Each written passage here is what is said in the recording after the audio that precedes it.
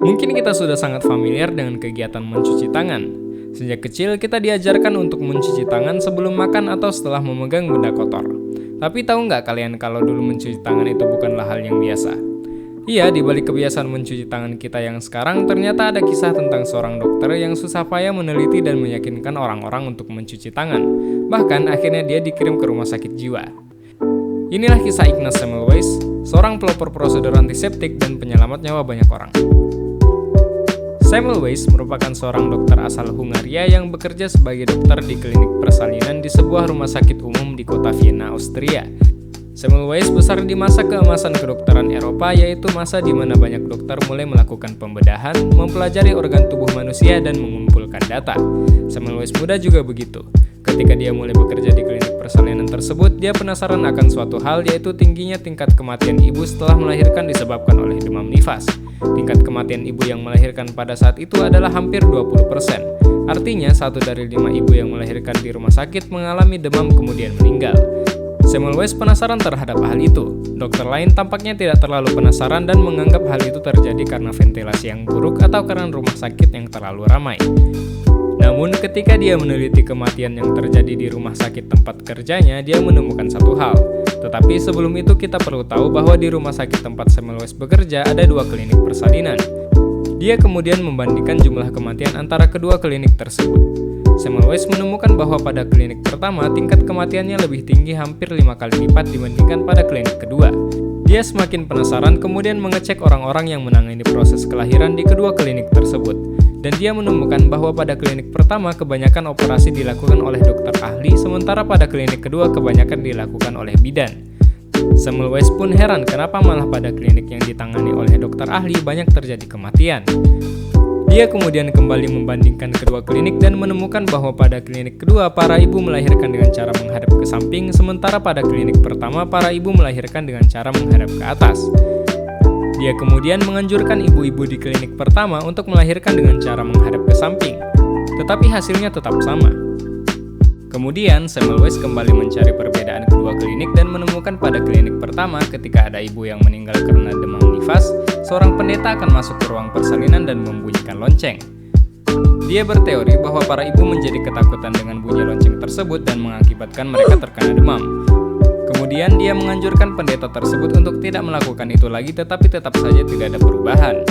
Semmelweis semakin kebingungan dan frustrasi karena tidak bisa menemukan jawaban mengapa para ibu di klinik pertama banyak yang meninggal. Kemudian dia mengambil cuti dan mencari udara segar untuk menenangkan pikirannya. Ketika dia pulang dari cutinya, dia menerima kabar bahwa salah satu rekan kerjanya yang merupakan seorang dokter meninggal karena sakit setelah melakukan autopsi kepada seseorang yang meninggal karena demam nifas. Dia kemudian bertanya kenapa rekannya bisa jatuh sakit, dan rekan kerjanya yang lain mengatakan bahwa hal ini adalah hal yang biasa terjadi pada ahli patologi. Jarinya tidak sengaja tertusuk ketika melakukan autopsi.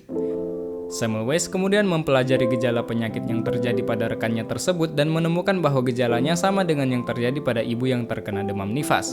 Dia kemudian menyimpulkan bahwa penyakit ini bukan hanya menyerang ibu yang melahirkan, tetapi bisa juga ditularkan ke orang lain. Tetapi hal ini belum menjawab mengapa ibu-ibu pada klinik pertama lebih banyak yang meninggal dibandingkan pada klinik yang kedua. Dia kemudian menemukan bahwa banyak dokter pada klinik pertama langsung melakukan proses persalinan setelah melakukan autopsi, sementara bidan pada klinik kedua tidak. Dia kemudian mengambil kesimpulan bahwa ada partikel-partikel kecil yang dibawa oleh dokter setelah autopsi yang menyebabkan penyakit. Mungkin bagi kita hal ini sangat mendasar, tetapi ilmu tentang kuman belum ditemukan pada saat itu. Belum ada yang tahu bahwa bakteri bisa menyebabkan penyakit. Bahkan pada saat itu virus belum ditemukan. Semmelweis kemudian menganjurkan semua pegawai di rumah sakit tempat kerjanya untuk rajin mencuci tangan, dan bukan hanya dengan sabun tetapi juga dengan klorin. Bukan berarti Semmelweis tahu tentang keberadaan kuman. Dia tidak tahu apapun soal kuman. Dia memilih sabun dan klorin karena menurutnya kedua zat itu paling ampuh membersihkan sisa-sisa kotoran. Setelah hal ini dilakukan, tingkat kematian ibu melahirkan di rumah sakit tersebut turun drastis dari 18% menjadi 1%. Tetapi hal ini menyulut kemarahan dokter senior di rumah sakit tersebut karena teori Semmelweis seolah-olah menunjukkan bahwa para dokterlah yang membunuh pasien. Hal ini semakin diperparah dengan sikap Semmelweis yang ngotot dengan pendiriannya dan mencemooh orang yang tidak setuju dengannya.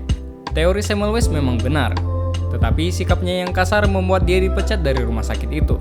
Setelah dia dipecat, dokter-dokter di rumah sakit tersebut kembali tidak mencuci tangannya dan tingkat kematian kembali tinggi. Semmelweis kemudian mencoba melamar di berbagai tempat tetapi kerap ditolak. Dia juga terus menyebarkan imbauan untuk mencuci tangan. Karena imbauannya itu banyak dokter senior mencemoohnya. Tetapi di lain pihak banyak dokter muda yang menerima saran dari Semmelweis. Semmelweis kemudian pulang ke kampung halamannya di Hungaria dan bekerja di rumah sakit Saint Rochus. Ketika epidemi demam nifas terjadi, Semmelweis ditugaskan untuk memimpin dan menyuruh untuk semua orang untuk mencuci tangannya, dan berhasil menyelamatkan banyak nyawa. Sementara di Vienna tempatnya dulu bekerja tingkat kematian masih tinggi. Semmelweis kemudian diangkat menjadi profesor kebidanan di University of Pest. Idenya sangat diterima oleh negaranya, bahkan pemerintah mengimbau untuk mengikuti prosedur yang dibuat oleh Semmelweis. Tetapi tetap saja idenya banyak ditolak oleh akademisi senior yang tersinggung dengan penemuan Semmelweis dan tetap menyangkalnya. Alasan mereka karena penemuan Semmelweis tidak menjelaskan secara pasti apa yang menjadi penyebab kematian perempuan yang melahirkan. Mana mungkin ada benda kecil yang tidak terlihat bisa membawa penyakit, pikir mereka. Di akhir hidupnya, Semmelweis mengalami depresi berat diduga karena tolakan dari berbagai pihak. Kemudian dia dilarikan ke rumah sakit jiwa dan meninggal di sana. Ironisnya, penyebab kematiannya adalah karena infeksi luka yang tidak ditangani, hal yang selalu dia cegah seumur hidupnya. Beberapa tahun kemudian setelah kematian Semmelweis, dunia kedokteran akhirnya mengakui bahwa penyakit bisa disebarkan melalui mikroba-mikroba kecil yang dibuktikan oleh Louis Pasteur melalui germ theory. Karena penemuan dan perjuangannya, Semmelweis kemudian diberi gelar pahlawan dan diakui sebagai bapak pelopor antiseptik. Perguruan tinggi dan rumah sakit dinamai dengan namanya, dan rumahnya dijadikan museum untuk mengenangnya.